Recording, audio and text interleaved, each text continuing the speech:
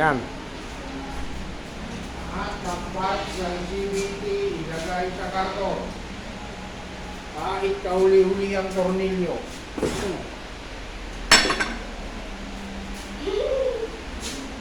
Nanakaw daw ng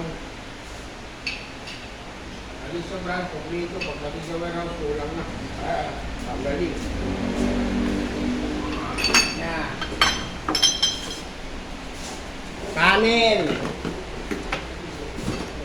Throttle body. Module ABS. Receiver. ECU.